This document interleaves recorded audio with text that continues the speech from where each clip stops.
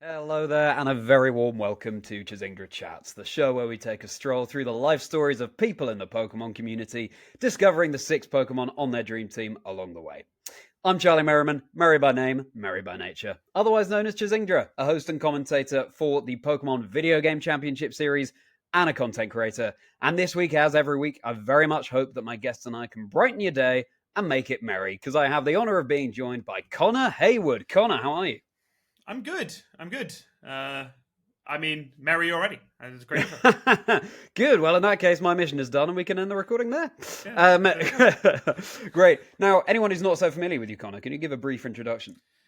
I wouldn't blame them. I am now the graphics operator for the Pokemon TCG parts of the stream in Europe, or at least part of that now.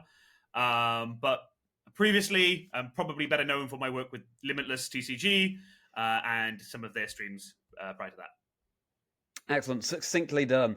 Yes, this, of course, is how Connor and I know each other as well. I'm not a trading card game person, but we see each other whenever there's a broadcast going. We will be working together behind the scenes. It's always a good time hanging out with Connor. And also, I really wanted to get the perspective from someone who is more behind the scenes based rather than in front of the camera or a player.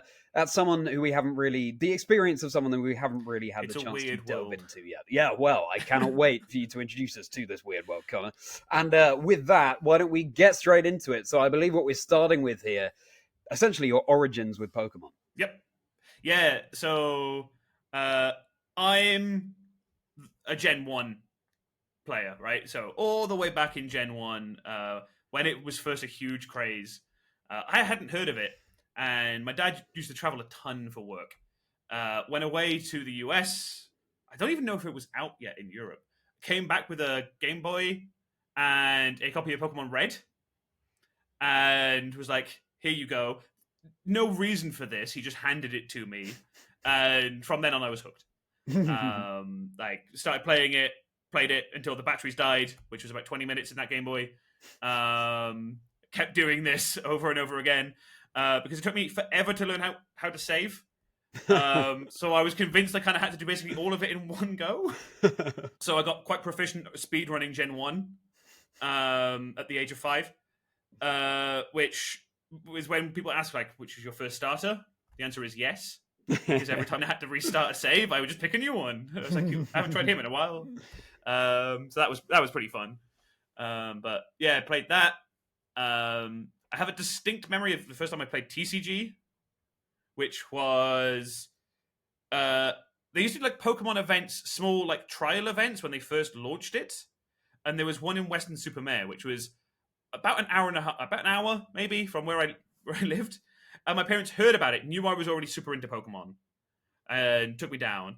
And I have no idea. I have never seen photos or anything of this event, so I don't know how accurate this is. But I distinctly remember basically a tent on the beach. Western Supermare, like a classic British seaside town, right? And there's a tent on the beach with tables set up and people learning to play the Pokemon game, the trading card game.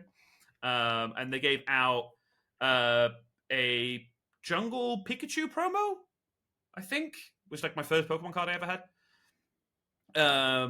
And that was the first time I ever played the TCG. Then whenever my dad went away, he would bring me back TCG cards. And I used to collect quite a few until they got destroyed by liquid spilling on them, which was frustrating.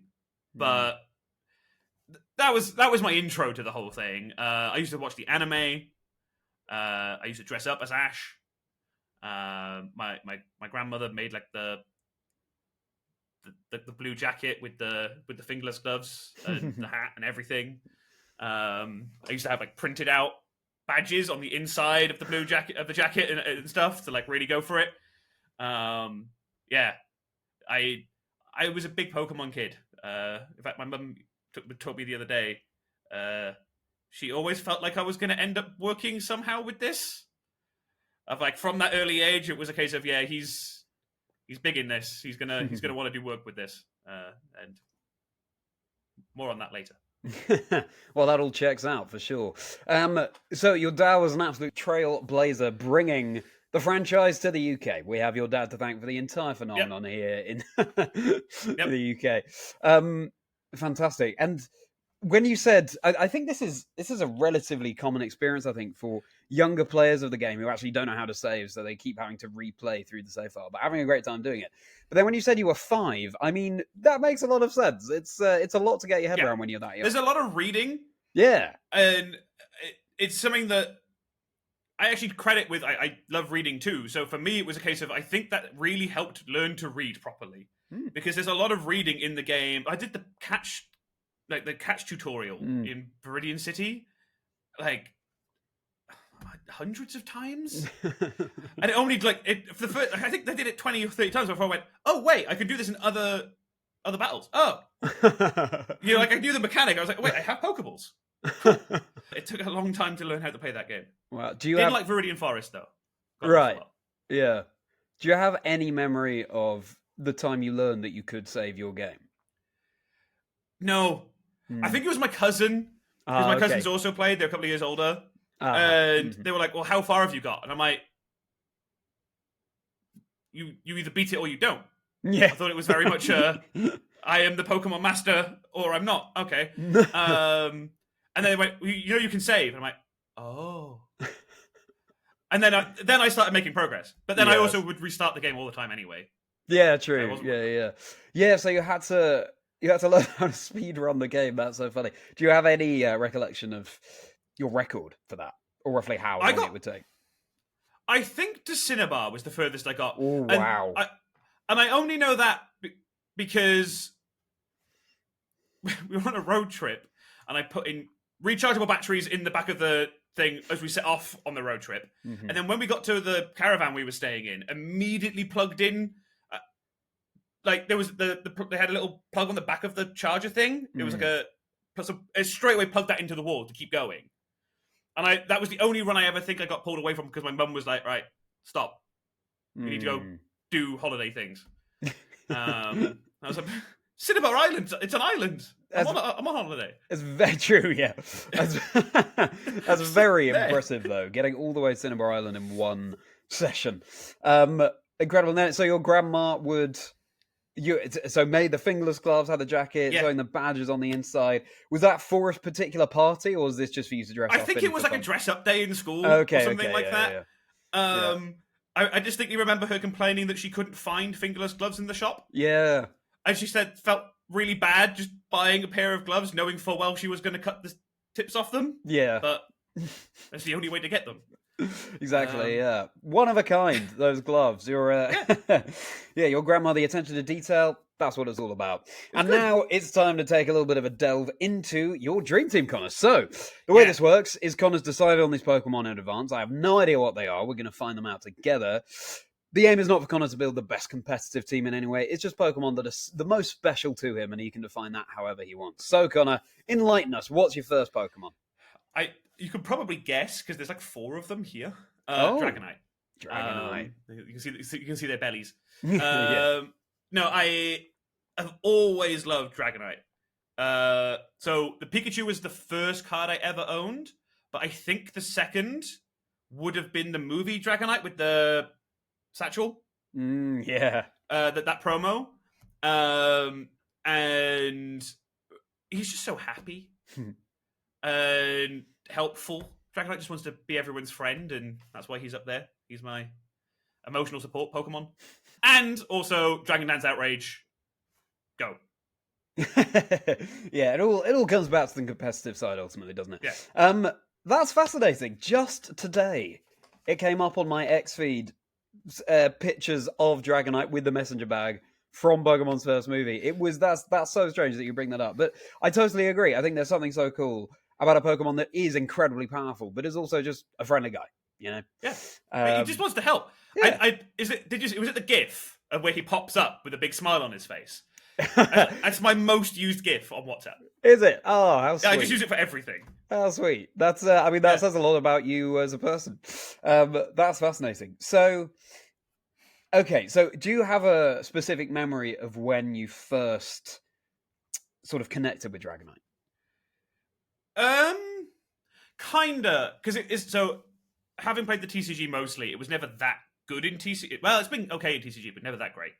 But I also dabbled in the video game, and there was a point where so in Gen 4, which we'll cover in a second because I played a lot of that, competitive, Garchomp was a menace, but I couldn't find one. I didn't know where to find Gibble. So when the what was the remakes in Gen 4? Heart Gold, Soul Silver. That's it. So when they came out, I made sure I had a Dragonite that I could use instead because I still couldn't find Gibble. I eventually found him. That cave under the cycling thing drove me nuts. But yeah, that started using it, and then it was like, wait, it's kind of tanky. So when you were playing a lot of like competitive stuff, it was like, wait, people are bringing counters for Garchomp. Yes, you still have the 4x ice weakness, but you kind of tank a lot of it. Like you can survive a lot of those hits, and then set up in their face anyway. So that was kind of cool. I see. Yeah, that is a very cheekily hidden cave, isn't it, to find Gibble in Generation 4. Wayward Cave, I believe. But so exciting when you do find it. Well, I went in, and then I was like, wait, all of this for this tiny cave, because I forgot to bring someone with Flash with me. So I couldn't see, and then eventually found the actual entrance, and then went, oh, it's quite a big cave. I see. That's so funny. So you just thought the little ring around you was the cave. Well, no, I'd used Flash before, but I just didn't have anything with me, and I went, I couldn't find the ladder.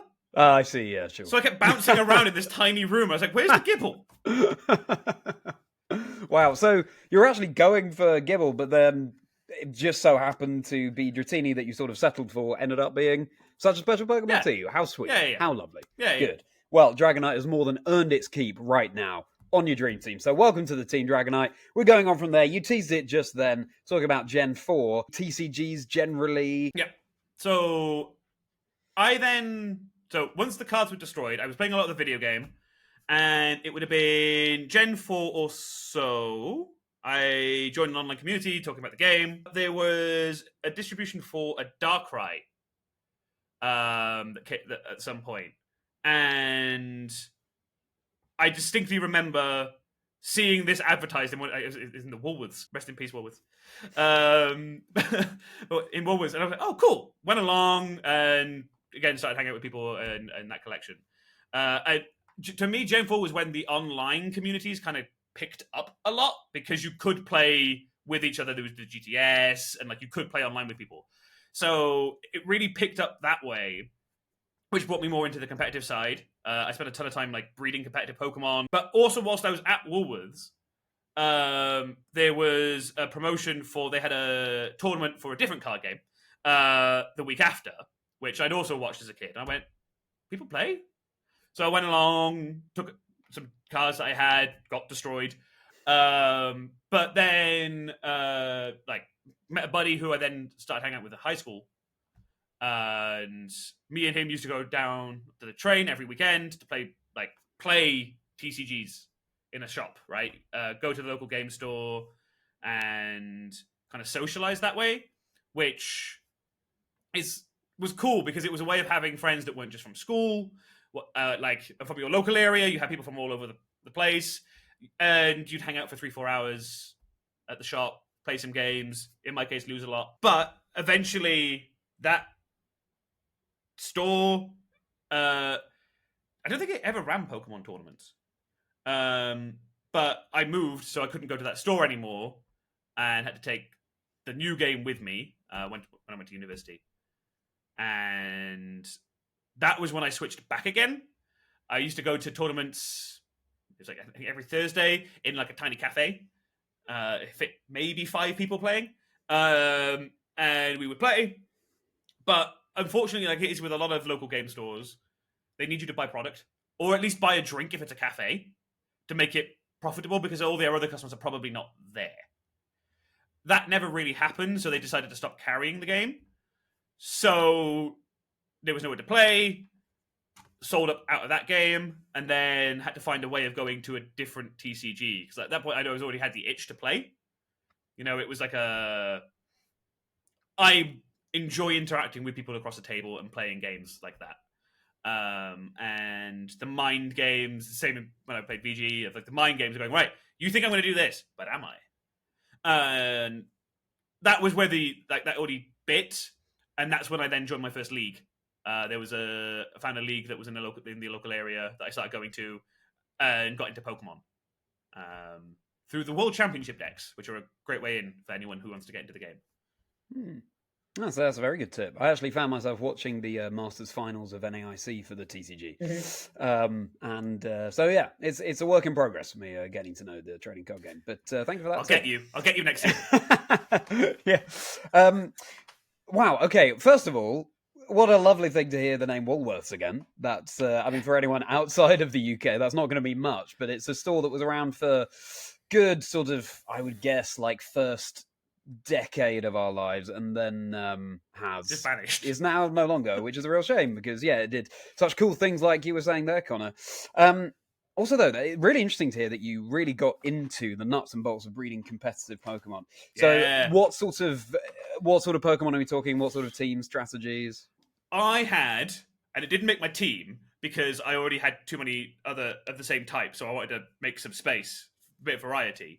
I had a collection of Kingdras. Ooh. I had, I think, every single nature Kingdra shiny by the end of it. Oh my goodness. And like they were all half decent competitive stats. Wow. It took a lot of time. A lot, yeah. Connor, are you aware that my favorite Pokemon is Kingdra? Well, yeah, exactly, right? So yeah. I had this like collection of purple Kingdra. Well, there we go. That's music to my ears. I think I might even still have the cartridge somewhere, which probably has them on. I think somewhere lying around here, I'll have the cartridge with it. With like my collection of Kingdra. So I was like, well, because Kingdra was super versatile in Gen 4. Yeah. Right? Rain teams were super good. I played mostly singles. Rain teams were super good. But you could run a special or a physical build. And it was like, okay, cool. I'll just have all the options. Whenever I want to build a rain team, which was basically the only teams I ran. Yeah. Well, I'll just go, right. I had a calm one. It couldn't tank anything. It just got knocked out instantly, but it survived a little bit more. You had multiple shiny Kingdras. Connor, this explains why I could never get one when I was playing through my my game. You had them all. You had them all. It took so long. I don't even know how many hours were on that save. I don't even know. And so, before Pokemon, what were these other TCGs you were dabbling with? It was mostly Yu-Gi-Oh. Okay. Because it was on immediately after Pokemon. Okay. So the only time I really got to watch that much TV was before my sister woke up. And so I used to watch Pokemon and Yu-Gi-Oh. And then I'd be kicked off. So I had to go do something. It teaches you the ins and outs of things, like the human side of a TCG. I don't know how much of this is a thing on the VG, actually. Of when you're bluffing, it's like how quick you make an action and like select your move could kind of influence if someone's bluffing. And especially in the TCG, because not all the options are available, sometimes you're forced to make a play, but you want to make it look like it's deliberate. Right? You need to make it look like you're setting up for this move, like for this combination to happen. In reality, it's because you don't have a piece, but you're trying to sell that this is actually the best line for you. And like hiding information. That's a really fascinating point, yeah. I think on stream for VG, less, because the players are a bit further apart. But I can see the main tables in the tournament where the players are face-to-face, like they would be for TCG. Yes, you're right, facial reads.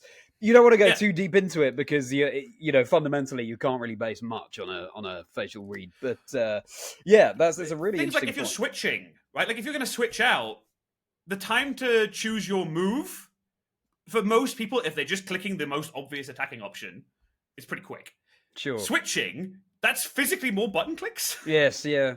So it's little things like making it slower occasionally to make it look like you're trying to bluff and things like that. Yeah. I don't think it honestly matters, but it's cool to know that that's there. Like, exactly. That's how deep you can go with these games. It's really interesting to think about, yeah. And now it's time to go a little bit deeper with your dream team, Connor. So who's going to join Dragonite? Well, it's not Kingdra. We've ruled Kingdra out because there's already a Dragonite, and now there's a Dragapult. Ah, okay. So I didn't want to go 3 dragons. It would be too much. Dragapult, I'm not a particularly good player of the TCG. Never have been. I've been more community behind the scenes side. But Dragapult during lockdown, there was the online tournament series that they had, and Dragapult was by far my best finish with a deck by a long way. Mostly because I had enough time to test it properly because I wasn't going anyway because of lockdown. I really felt I got that deck. So for me, Dragapult has that special space of it was the deck that I did best with, and for me, it's like, well, that's kind of nice to have. It's like there was at least one deck I can go, no, I was actually pretty good with that one. Unless you go watch the streamed game that was on the official channel, don't find it. I get destroyed. Not fun. Connor, I don't think you could have sold it better, to be honest. I think the click-through rate now, because you said don't find it, will be huge. Phenomenal. Okay, so Dragapult. Yeah, so you've got fond memories from that, from doing well competitively with Dragapult. Yeah. That's was that a fairly common archetype at the time? Yeah, that was what I lost to. Okay. In the mirror match. But the cool thing with Dragapult was the attack itself didn't do that much damage, but you do damage to the bench Pokemon. Uh-huh. And it was a format where it was most people would do something like 30-40. That's no, it was 50, I think. So it was 30-20. And it was good, right?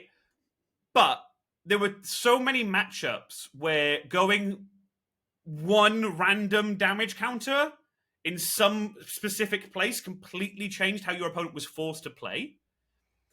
And it was that kind of, like, again, it's that kind of trying to go one level deeper of don't let them play how they want to play by finding exactly the one way of stopping them from doing it. Like they want to attack with that thing. If I put one damage counter here, they come in and attack with it, then this is my new sequence to win the game. Wow, And it was a super fun deck for that. It really rewarded thinking like 3-4 turns down the line. Wow.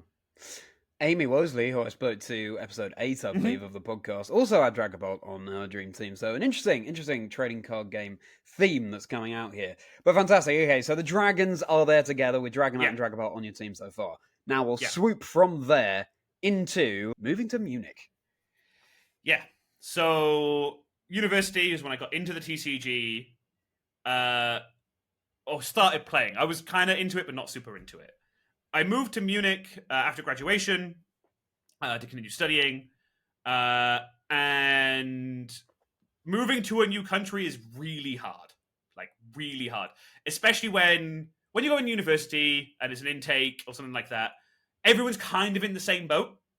I went to study a PhD, and you're the only one on the intake at that time, right? There's no one else going through that exact scenario. And I don't speak much German. I didn't then, still don't now. It's very difficult to make friends. Unless you play a game like the trading card game. Because one random Saturday found out that like an hour and a bit away from where I lived, there was a tournament, a League Cup going on. And I went, oh, cool. I'll pop on the train, go. Listening to a podcast the whole way there. Really liked the deck I was playing. Turn up to the League Cup and make it to the final. Which I was... Like that was a really good run for me. And the player I played in the final was at the time a member of the Limitless TCG team. He also lived in Munich. Most of the rest of the team lived nearer Dortmund. So he was a bit further away from them. And after the game, he wins. And he's like, that was such a good game. He came up and was like, I've played in the store for a long time. It's going to be you in the final, like, a lot. Because we just thought about the game the same way. So we started testing a lot together and kind of playing with, like, just preparing for tournaments. But then I met the rest of the Limitless team a couple of tournaments later because went to a regional with him. And then he introduced me to the others and started hanging out with them a bit at events. At this point, they were already doing some of the grassroots streams. So this was the very early days, like C-stand with a webcam sellotaped to it, not even screwed on. And they started doing that. And the person, so that was Lydia and David, mostly in charge of that at the time. But David was moving to Japan, and they needed someone to be the tech guy. And to join the commentary team. Since I was already friends with them, I thought, well, look, I'll ask. Like, if you want me to, I'm more than happy to.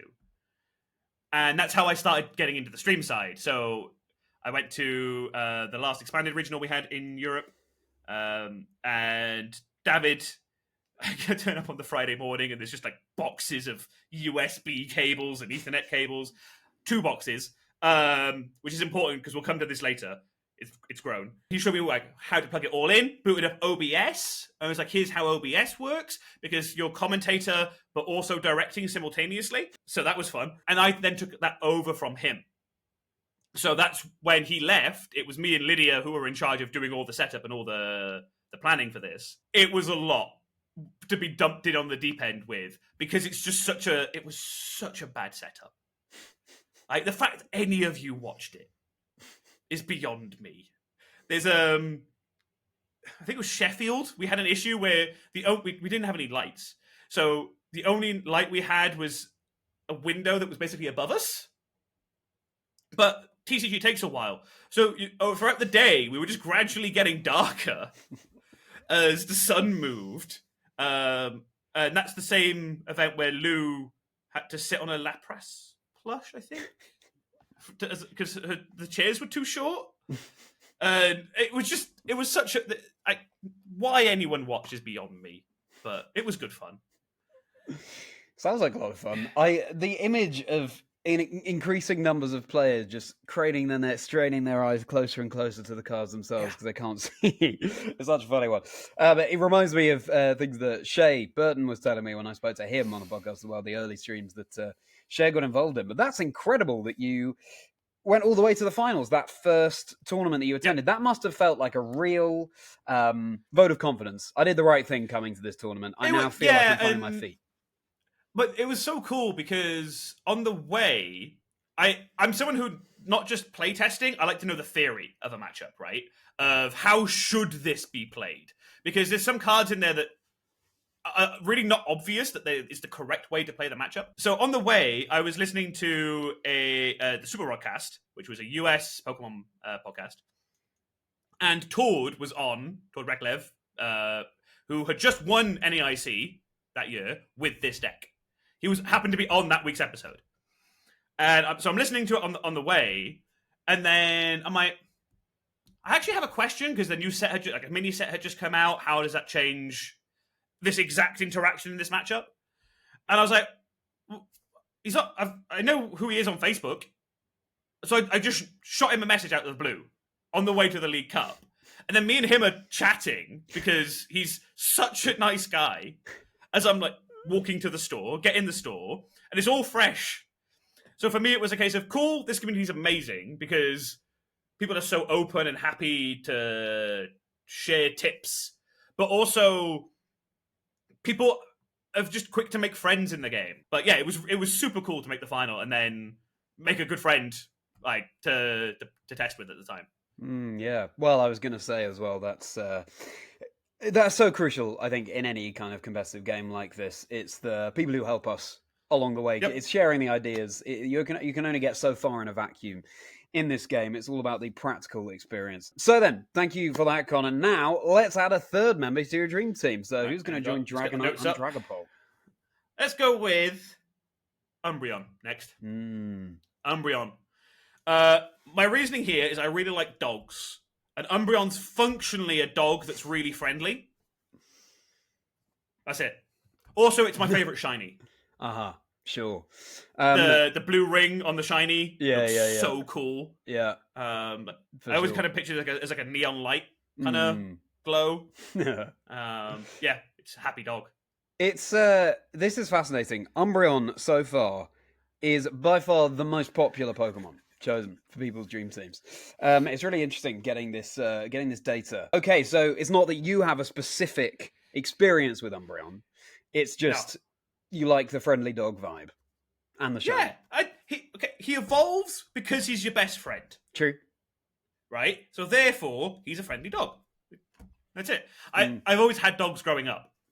So if I were to have Pokemon, I'd also still want to have a dog. Yeah. And considering I'm not entirely sure how my dog would react to Pokemon, I I feel like just having one that's also a Pokemon is probably easier. Yeah, true. Yeah, just combine. So are you adding specifically the shiny variant of Umbreon?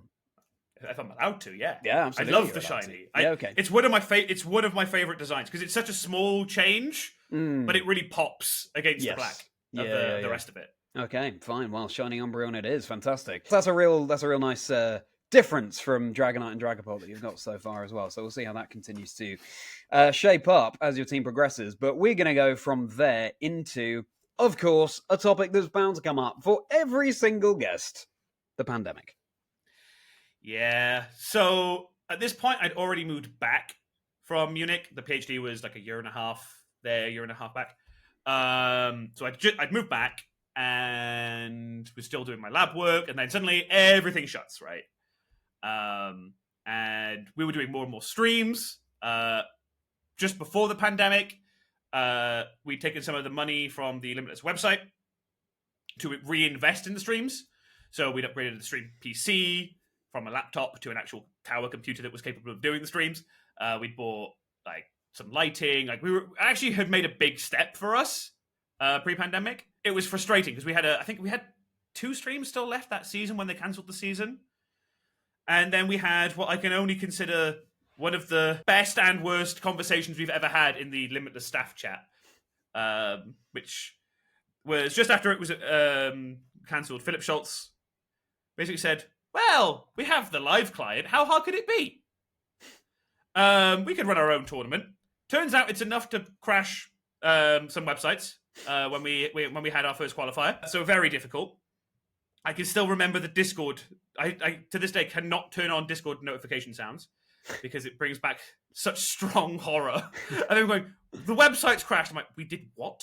So that was a thing. But that was also when I took more control over the stream side because we had to find a way of streaming the tournaments that we ran as Limitless, the community tournaments. And there's no way of doing that through the live client because it doesn't have a spectate mode. So it was inviting some players to sit in a Discord, like private Discord rooms on our server where they could stream. And then basically we'd hop into whichever game we decided to watch. Because we also had 4 pods playing simultaneously. It was all logistically very complicated. And from there, that's when getting into the tech side of streaming started happening. Okay, now I got to the point where even having the stream PC, I needed a separate laptop. Because to get all the camera perspectives, I needed 2 Discord windows open for OBS to capture, which you couldn't do. So I needed 2 separate laptops and then Ethernet cables between them for NDI and all these like sharing protocols.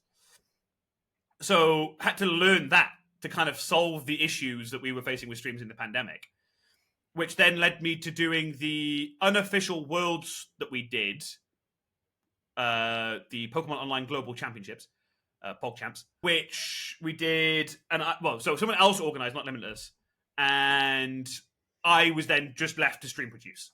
So not TO and stream producer simultaneously, stream producer. I think that's the first time I worked with Shay, Amy. I think I'd already worked with Freya in person at that point. Yeah, I had. And that was where I first started kind of getting the network of casters, because it was people who could stream, who could join at kind of short notice, so that we could still put on a product that I was proud of put something out there that, yes, it's a little bit rubbish because it's Discord and it's not supposed to be done this way, but at least the commentary adds and it's still a fun experience to watch, right? And that's where I started really shifting behind the scenes a lot more, of stop being a player and commentator into I live behind the curtain, making it all happen instead. Yeah, I think, we've got to remind ourselves sometimes that, yes, streaming official broadcast these days, whatever the game may be, there are plenty of bells and whistles, but at the end of the day, people are still just fascinated by the core game itself. You can strip all that away and people will still be enjoying the game that's being played. And it's wonderful to hear you talk about that. That's something we didn't talk about so much in your previous topic. your time in front of the camera doing casting, ultimately you found you're enjoying your time behind the camera, but you also enjoyed the casting too. What were your thoughts? I loved it. I loved it. I have a distinct memory of me and Lydia commentating a game, which was a stool mirror. So 2 control decks. Basically, no one's trying to do anything other than make sure that the other person can't do anything. So as a commentator for the TCG, one of the best skills you can demonstrate is filling dead air, because there's a lot more of it in TCG than some of the other games. And I think me and Lydia barely spoke about the game, if I remember. We were mostly just having fun, because the game itself is not really going anywhere at that point. So we have to provide the fun. And it was just me and Lydia joking back and forth. I think we discussed what we were going to have for dinner after this round, and just to give something so that we could engage with chat more, because we weren't paying it, like, there wasn't as much to pay attention to.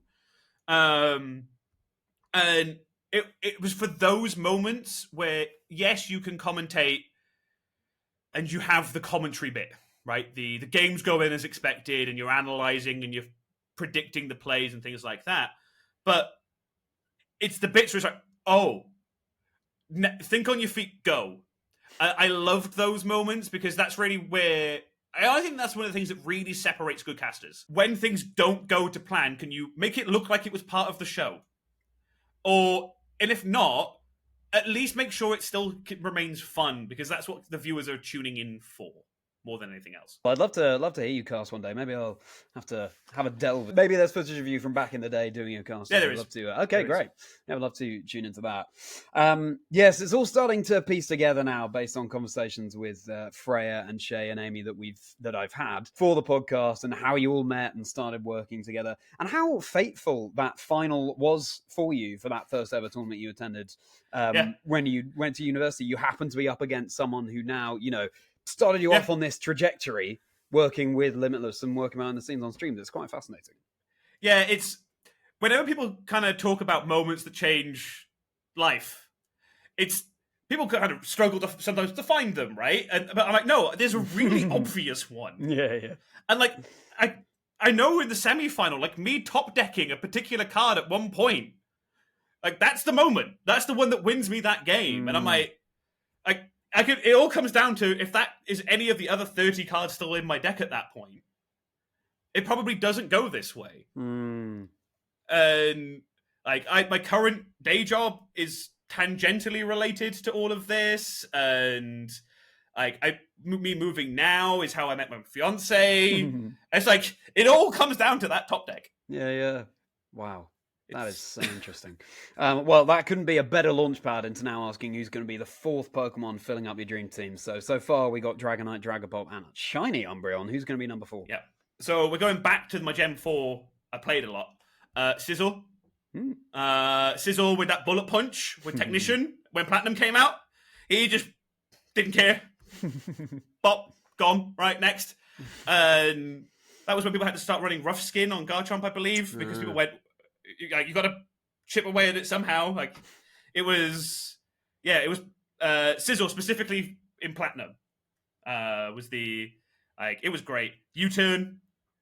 I remember the moment where everyone simultaneously seemed to realize that U-turn was really good in singles. Oh, yeah. Oh wait, I can do damage and switch, and I don't have to take a hit. This is great. Sizzle. He's also, I think, there. Oh, okay. Yeah. Right in the corner. Yes, as you said, all I can see is the Dragonite stomachs, and then the Scizor. I can just see this flash of red, which I assume is the Scizor there. On top of your shelves. Of course, Bullet Punch is a priority move. It's going to go before most other moves, and so if you're able to knock out a Pokemon before it can even do its own move, then that's obviously a very good thing, where you're ultimately trying to knock out your opponent's Pokemon. Then you turn, as you say, use that, get out of there, and then another Pokemon comes in to take whatever incoming hit. And so by that point, you would have had to have found someone to trade with in order to evolve your Scyther. Do you remember who you traded with? Yeah, this was online, right? So this was Gen 4. So one of the forums basically had an entire thread dedicated to help. I need to evolve this. Which was very convenient, because I I don't think I had any friends at the time in person when I was still in high school who played on cartridge to be able to trade with, like locally. It was all online people. It took me ages to realize that I could get another metal coat because I also wanted a Steelix. Oh, okay. And I think you only get one playing through, like finding one or something. So it was really hard to find them. Interesting combination of types on your team so far with Dragonflying, Dragon Ghost, Dark, and now Bug Steel. And now it's time for the triumphant return of Limitless. I'm aware also that you haven't told us about your Pokemon Trading Card Game Online live username. So yeah, I'll just quickly flash back to that because that was that event, the Darkrai event. Oh, okay. The forum that I was on, we all referred to it as Doomsday. Oh, yeah. So at some point, I then registered for a different forum, like around about the same time, because this was a very US-centric one. And then I found a more UK-centric message board for it. I was like, well, I don't want to reuse... I didn't like my old username, just Conman2K8, because I made the account in 2K8. I don't like... That sucks. So I wanted to change the username. So I was like, well, Doomsday's a big conversation topic there. I'm just going to steal it. It sounds edgy and cool. I was a teenager. But the streams came back post-COVID in a way that was very weird because from the outside it looks like I spent my entire time in COVID buying equipment and cameras and really growing the stream. It's not entirely true. We did that before and I'd learnt a lot, but it was planned that there would be a return and that streams would be a bigger thing when they came back. And that meant we went from kind of having to ask TOs if we could have a table, and sometimes having to pay for said table to stream, to they were encouraged to have us there, and then budget became available. So that's when we started working with CSL, Card Sports League, which are the company that oversees a lot of the production now in Europe. Everyone will see their names in the credits. And what effectively happened is they make, that's their main business, is streaming card games. So they had equipment that they were like, right, first season back, we're going to give you a lot of equipment and basically all the help we can. So we went from pretty weird, wobbly webcams over tables to a whole stage. We went from, I think, maximum number of people we ever had work on a production for Limitless was 4. To, I think, at the end of last season, there were probably 50 people backstage, or give or take. Must have been close, between the 3 games. So we went from nothing to quite big, very suddenly. But that also faced a lot of challenges, because we went from being our only stakeholders to suddenly having to think big picture of what does it mean for people who are helping us. I was very conscious of what we did reflected, but we were also told it's still the Limitless channel. Feel free to do slightly wacky segments and try out weird ideas, because that's then when sometimes you find something doing that, right? You find a segment that it's like, well, that didn't work, but then you go, oh, that was amazing. Like, that's how we should do our show opening sections from now on, sort of things, or whatever. That's also when we got to work with a lot of the casters that I'd only worked with online in person for the first time.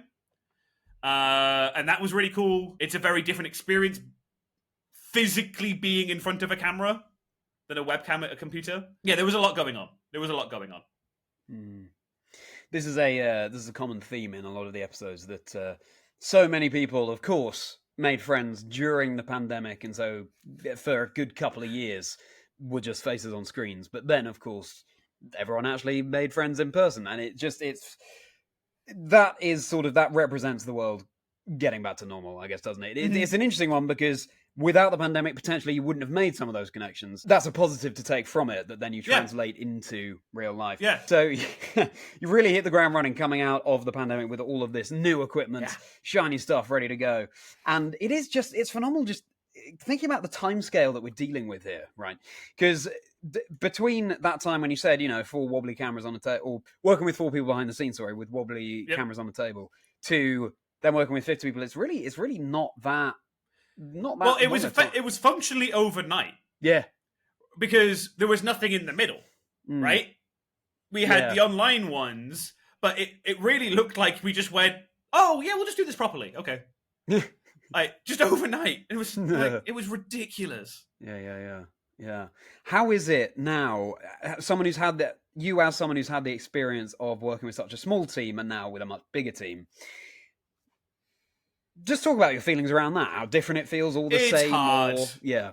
It's real hard to adjust because as soon as you have a lot more people, everyone has a lot more specialized roles, right? And when that happens, there's chain of command that needs to be followed and things like that. Which when I was so used to just having carte blanche to do whatever I wanted, right? To then going, I should probably check if I'm supposed to do that, or something, or even like something breaking that I know how to fix. It is no longer my responsibility to do so. Right? So it's that mental switch to go, no, I have my job, I will do my job. As opposed to, you are the entire production. It's difficult to make that switch.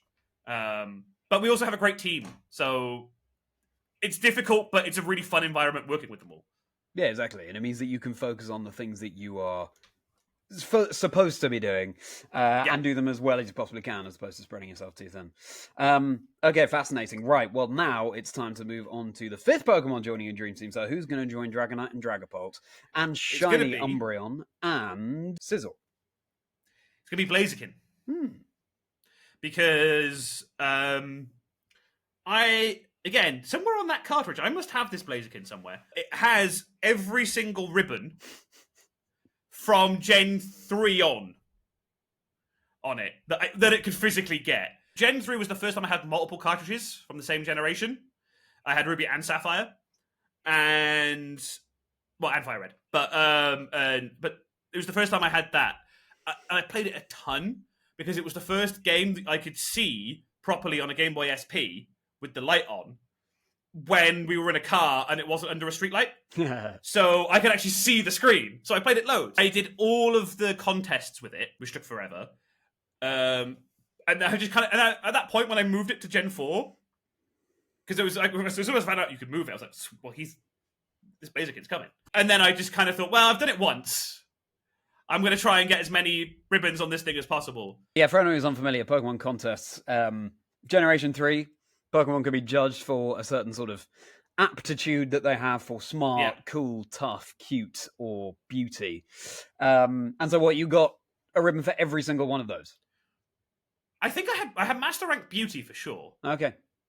I think I got most of them on a fairly high rank. Wow. Yeah, that just, here and there maybe I will experience seeing a Pokemon game on a Game Boy Color or another console that doesn't have a backlight, and it's incredible, isn't it? Just how sort did we play? Exactly, yeah. It's so strange to try and get used to. As you say, I genuinely don't I don't see how I would have played in the car or whatever, as you were saying. It just has to be a well-lit room at all times. Yeah, exactly. It was between streetlights. You went under a lamppost, you went, oh, I can see it again. Oh, yeah.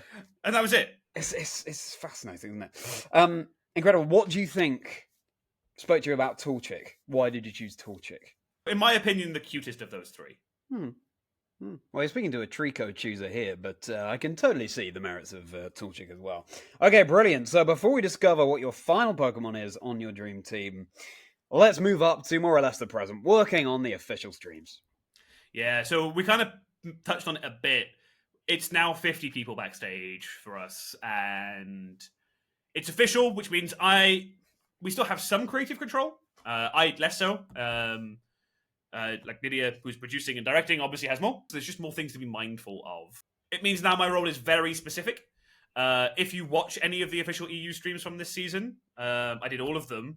If any point a graphic came up on screen when it shouldn't have, or didn't come up on screen when it should have, that was me. Or occasionally, like if a lower third popped up when it should, that was also me. And if the scores were ever wrong, probably also me. I do all the computer graphics side now, so anything that's basically not the game, I handle. In so much that my director says, and graphic go, hit the button. Yeah, it's very different now. But I also still trying to take a very proactive approach with the casters. I'm a big believer in making sure everyone gets feedback from every event, because we're trying to put on the best stream possible. It's really hard to do that without feedback. And having someone who's trying to watch in a very analytically critical way, not being mean, but trying to pick out on the subtle things that you do correct, that are more of the art of casting versus what you said. I think that's what you need a lot of. People say the right things. It might just be, hey, could we try and bounce back and forth with your co-caster more? Or little pointers like that. And that's how we improve. That's why I think we're now getting to the point where we put on such a good show on the TCG side. Like, we have great casters all around. So, but that comes from feedback of working on what we can do better every event. Absolutely. It's sort of like, I think the sense I hope that people are getting from watching or listening to this, Connor, is the image of the swan, right? It's kicking very hard beneath the surface of the water, but what you see on top is just this graceful, all the time in the world, smooth, polished. And yeah, feedback is so crucial for that. There's on all aspects, be it casting, anything else, because yeah, as you say, we all just want to put on the best show that we possibly can. I love how you you immediately called out all the things that you might have done wrong. You're doing yourself a disservice. So this is on purpose, because if I do my job right, no one should know. Yes. It's one of those jobs where if the backstage team does their job, it just looks perfect. So it's easier for me to I can't be like, I nailed that cut. Right? I can't. It's really hard to flag those moments.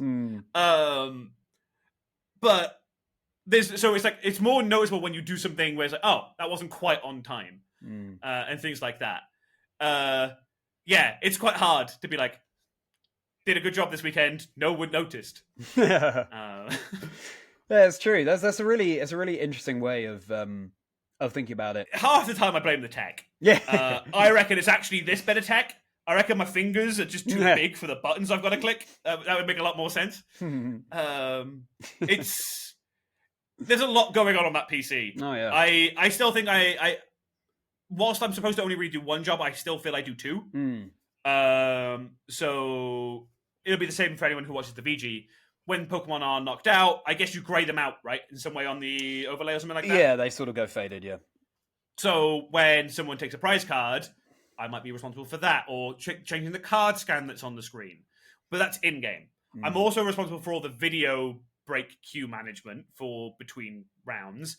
And I'm also doing all the data entry for like names and stuff, which is where then the mistakes creep in. Like, of course, they happen. It's like a 2-day, 12-hour broadcast a day kind of thing. It's going to happen. Yeah. As you say, I think that's something that's really important for us all to bear in mind. They are long marathon days, 2-day events, the regional or special event streams, and so it's not so much preventing anything from going wrong, because that's a bit unrealistic. It's more just adapting to it when things do not go your way. All right, but it's now time to go your own way, Connor. It's time to learn what the final Pokemon is on your dream team. Suicune. Ooh. Suicune. I just love the design of the Pokemon. Like, the blue and the purple looks awesome. But also, again, competitively, Gen 4, it was just such a good Pokemon for a very fast format for a lot of singles in Gen 4. To be able to slow things down, calm mind... was it Calm Mind, Rest, Sleep Talk, and Surf, I think was the last move on that list. I can't remember now. Something like that. To just be able to just sit there and go, well, you can't KO it, so settle in for a long game. Well, speaking of Suicune's design, possibly my favourite bit of Suicune's design is those streamers it has coming from its pack. I love that. That sense of running like the wind, you know. It just makes it such a more dynamic design, right? Like, without it, it still looks really cool, but then you just it just feels like it's flowing with the wind more. Yeah, exactly. Yeah, just a tiny touch, and then to get a nature that I wanted a bold one, because that was by far the best nature for it, because it gave it better defenses, and you weren't using the physical attack anyway. It was really, really hard to get them because it was only one per save. as far as I'm concerned, it was impossible to find a bold one. Because I think I must have soft reset, so saved in front of it, tried, reset, tried again. I was doing everything to try and get this thing to be bold. It just wouldn't. In Heart Gold Soul Silver, I just couldn't get one. Oh, no. So eventually, a friend of mine had a copy of XD Gale of Darkness. Oh, yeah. Wasn't playing it anymore, and heard me complaining about it. And he was like, "Wait, I've got one on that game." Found out he actually had a bold one. Wow. So I was like, "Yeah, I'm going to need that." Yeah. So we had to get the link cable and do all that shenanigan to transfer it across, but eventually I got one. Yeah. That's incredible. Because again, I think I had to soft reset for a calm Heatran at some point. And I'm sure that with each of those resets, you were getting less and less calm yourself, so not inducing a calm Heatran to appear. But there you go, you've got your dream team, and there's quite a variety of types on there. So your dream team, Connor Hayward, is Dragonite, Dragapult, Shiny Umbreon, Scizor, Blaziken, and Suicune. So yeah, we've got Dragon Flying, Dragon Ghost, Dark, Bug Steel, Fire Fighting, and Water. Really good variety there. But now, I am going to ask you which you're going to choose as your partner Pokemon. Dragonite. I need someone to deliver the mail. He's helpful. I can fly around on his back. It's a Dragonite. It's easy.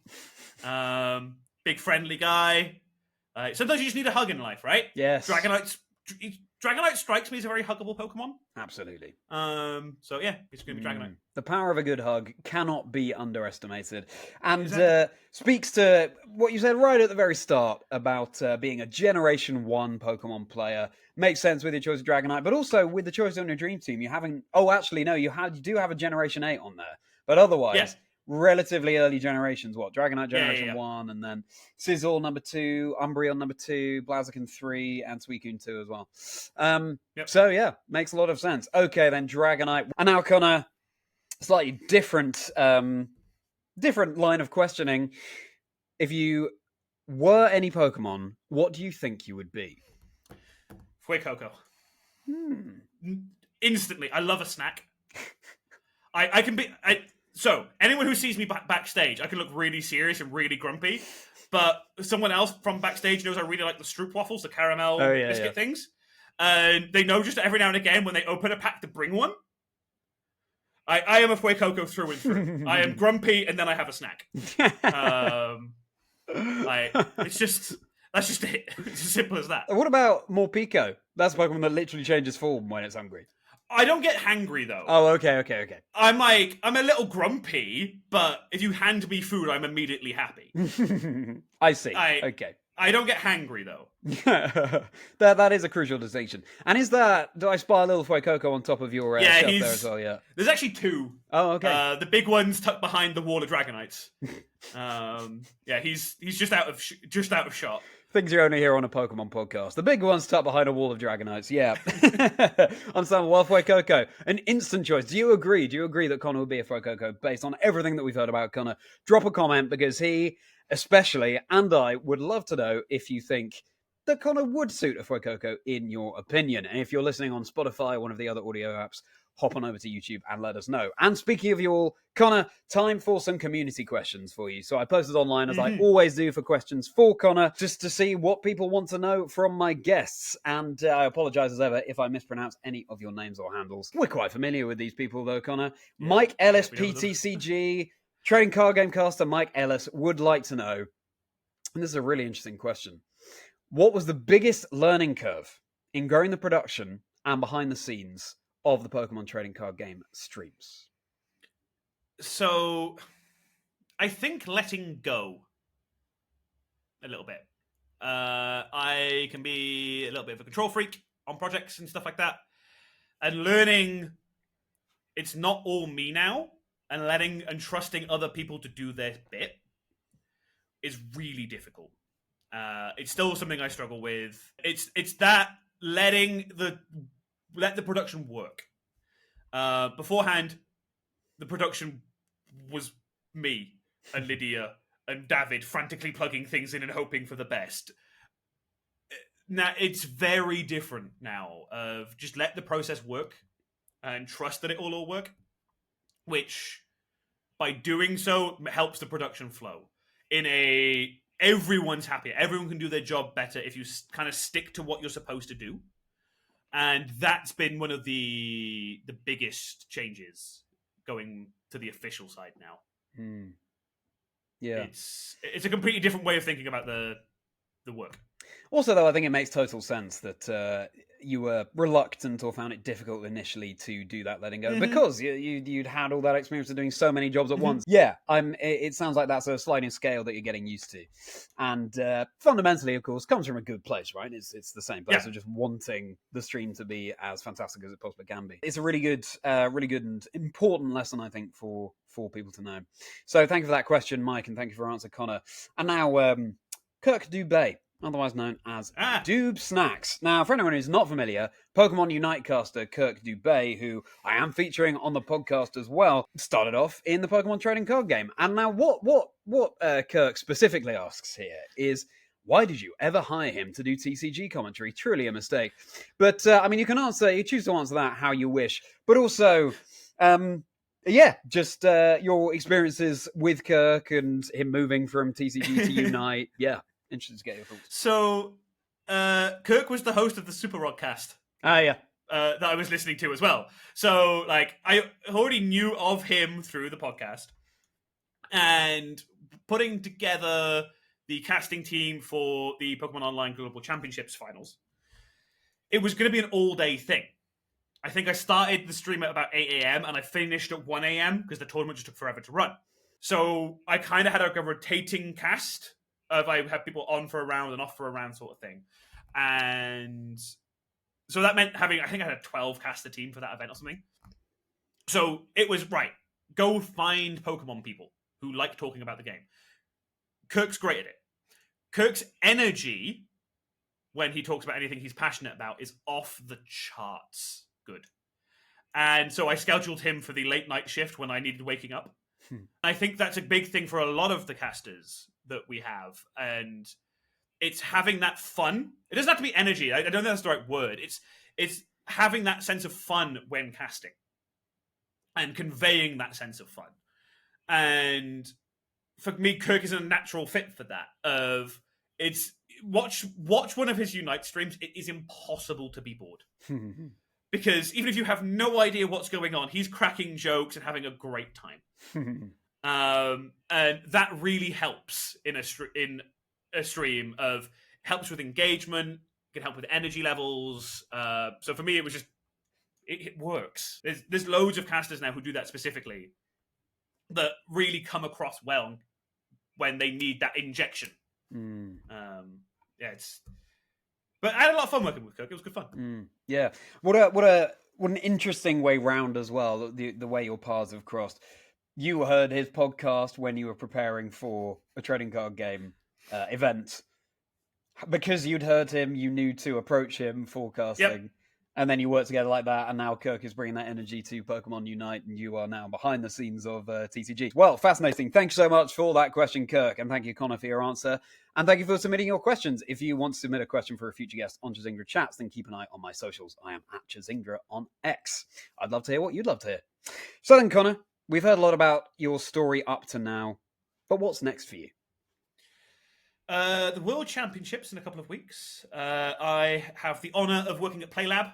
I'm teaching people how to play the game. I love doing this. Did it at Worlds a couple of years ago. It's so much fun. And I'm also in the process of planning a wedding. 2 weddings. Don't do it. Don't do 2. One's more than enough. But it should just specify 2 weddings, but the same person. Well, hopefully. That'll be really inconvenient.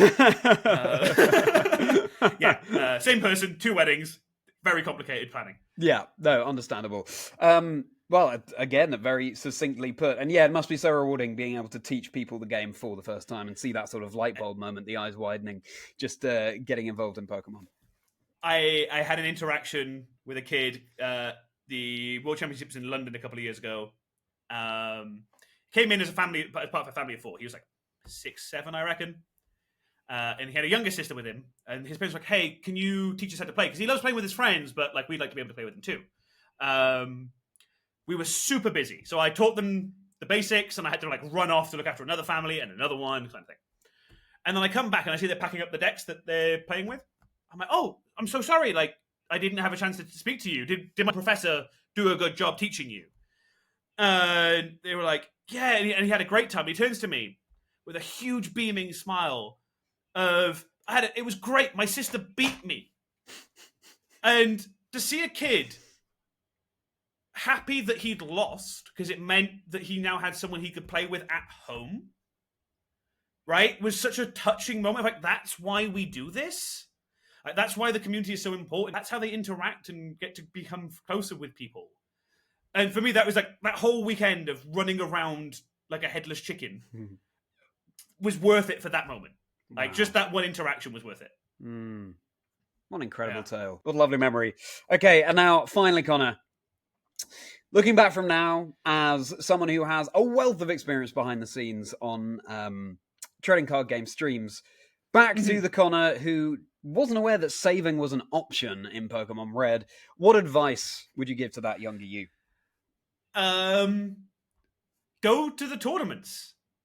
Like, don't be afraid of meeting new people and that you're gonna lose. Go. I spent a lot of time being anxious and like not wanting to go. Go interact with people at these events, because that's how you meet the community, and the community is really the bit that's magic about the game. Like, that's just get stuck in, enjoy it. It's really interesting to hear you say that, because when you were telling us about your life story, you didn't give any hints as to, you know, the anxiety around that and not wanting to go. It was just, oh, great, I now have a new avenue where I can meet new friends. But it's interesting to get that behind-the-scenes perspective. It's when you compete for the first time, right? Being anxious, am I going to be good enough at competing? Like, I was happy hanging out with people, but going to the events and, like, saying you're going to be good enough to win, because that's kind of the attitude you go to an event with. Well, an attitude you can go to an event with, I guess. But that's how I went, is go. Like, even if you don't win, you'll have fun. And it's kind of that side of, like, take the step. Push yourself out there to go, no, I'm going to go to the event that's not at my local and go to a regional.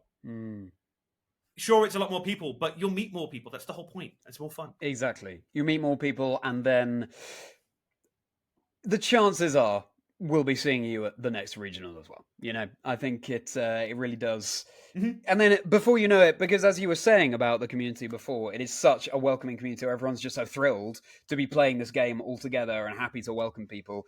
It's some of the fastest friends you will make, I think, in the Pokemon community. So really touching advice to end on there, Connor. And the chat doesn't end there. If you want to hear Connor's Rapidash round of 15 minutes or so of quickfire bonus questions that Connor has not prepared for, then get on over to my Patreon. We got questions coming up like, what's the best advice anyone's ever given you? What's the favorite event that you have worked on? If there were to be a 7th Pokemon on your dream team, what would it be? All manner of things like that. And that's just a little taster. Then hop on over to Patreon, where you can support me as a creator. Of course, I fundamentally really appreciate you listening to the podcast as it is, so no worries at all if not. But we do tend to go that little bit deeper in the Rapidash round, discover that we've barely scratched the surface. So I would love to see you over there if you can make it. But in the meantime, Connor, thank you so much for coming on to Chazingdra Chats. It's been fascinating to get the perspective from someone who has so much experience behind the scenes. And I'm sure that everyone watching and listening found it really interesting. Thank you very much for having me. It's not often we get to pop our head out from behind the curtain and have a chat about this stuff, so it's really cool. Yeah, no, it's a pleasure to feature you. And if people want to keep up with you online, where can they find you? I mean, you can follow me at Limitless Connor. I don't tweet very often, but that's basically my only social media that you can follow me on. You're welcome to. There's a Dragonite in my banner. If you want to go see another cool Dragonite. That's probably the most self-deprecating advert for anyone's socials I've ever heard. But I love it. If you want to follow someone who tweets, by the sounds of it, more than that, then I am on X as well, at Chazingdra. You can also follow the podcast at Chazingdra Chats. I'm also on Instagram, TikTok, and doing silly comedy skits as well as all sorts of other things, posting out the question call-outs for guests that I have on the show. You can go and follow me there. But of course, if you're watching on YouTube, do like and subscribe as well. All those things really do go a long way, much further than it might initially seem. Thank you so much, Connor, for doing the aeroplane demonstration of this. Do drop a comment as well, because Connor's given us so much food for thought, and I'd love to know what your own six Pokemon on your dream team would be, so do let me know. And if you're on Spotify, then ratings, reviews over on that app really do go a long way as well. So would really appreciate it if you could do that if you enjoyed. And if you didn't enjoy, I mean, you could still do that. I'd still really appreciate it. But, up to you. I've got my Discord community as well, which will be linked below. Do come and hang out there. Would be a pleasure to welcome you there. Do spread the word about the podcast as well. If you've enjoyed, you can use the hashtag Chazingdra Chats and the hashtag 6Pokemon 1 Life Story.